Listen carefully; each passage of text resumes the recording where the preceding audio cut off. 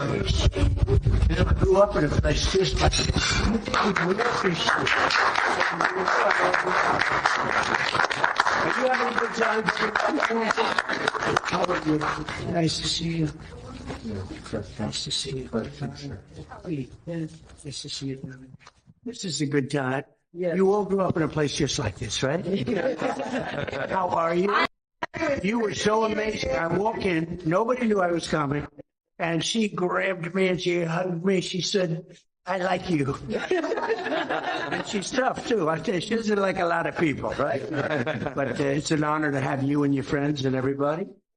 Thank you, Michaela. It's great. We're going to have some good meal. We have the fake news with us tonight. We're going to have a little good stuff to eat. Mar-a-Lago is a special place. You see that? It is. Love it. So I just did a couple of interviews that are on tonight. Dr. Phil. I did a Dr. Phil interview. It was interesting. And so let's go and let's have something be good to eat. And we appreciate very much, everybody. Thank you for coming. It's a great group of people. And I appreciated you very much. That was something when we walked in. Now, that was from the heart, too. Yes. And I think to a large extent because of what we've done with the colleges, black colleges and universities, I got them funded. When I was president, I got to know the heads of many of the black colleges and universities because they'd come, and after 2 years, I said, why do you keep coming back? He said, well, we feel like beggars because they never extend it. They give it 1 year, and then we have to come back the next. I said, you shouldn't have to do that. And these are great people. The job they do is incredible. And I got them long-term financing, more money than they ever thought possible, more than they wanted. And they're doing a great job. I said, the only bad part is I'll never see you again, probably. They said, we don't like that either. But I got them taken care of. And Michaela knew that. And she came up to me, she said, thank you. So I appreciate it. Thank you very much. Thank you, everybody. Mr. President, after your verdict, have you lost confidence in your legal team? Have you lost confidence in your legal team after the verdict? No. It's a rigged system, and it's a terrible system, actually, but it's a rigged system, and I think we're doing very well. We had a big thing happen in Georgia today. You saw that.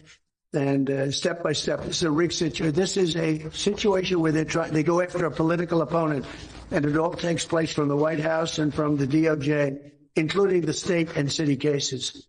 And if I wasn't running, there would be nothing. And we're leading Biden by a lot. He's the worst president in the history of our country. And we're leading him by a lot, and we have to beat him because otherwise we're not going to have a country left. So, in your New York trial, you said you wanted. Well, they have to fight it. They have to fight it. And it's a very dangerous thing because if the Republicans go after the Democrats the same way, that's all we're going to be doing in our country. It's a very dangerous thing, but you can't weaponize the DOJ. And you look at the DOJ ran this thing, the local. You call it a city or a state, but the DOJ ran it. And it's a very bad thing. It's a very dangerous moment, really a dangerous moment for our country. Can't let it happen. In your New York case, you said you want to see the Supreme Court intervene. How and when exactly do you want to see Well, we'll see what happens. This is a unique case because they've interfered with the Republican nominee for President of the United States. There's never been anything like that before. And in this case, it was a judge who was appointed. He didn't even get elected. He's appointed.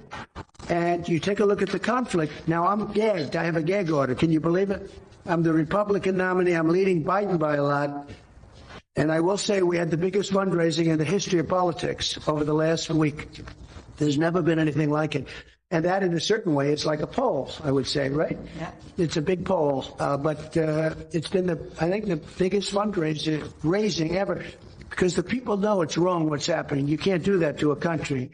And you can't gag a nominee. Can you imagine you're running for office and you're gagged, you're not allowed to talk?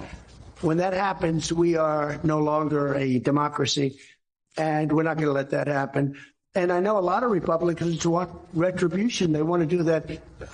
We're going to see what happens. Hopefully everything works out, but you can't do it. You can't have a local judge tell a Republican nominee that he can't talk about things because there's a lot of things that we can talk about. They're very easy questions to talk about.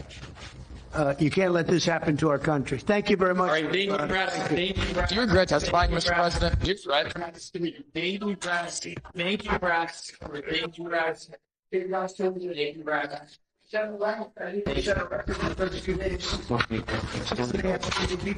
Baby, do you want me to go right now? Do you regret testifying, Mr. President? Do you regret testifying, not testifying in your case? I would have loved to testify, but it was very unfair to everybody advised don't do it. It's a very unfair. Yeah, I wanted to testify. But in the end, it's the right thing to do. It's great here. Thank you. Thank you.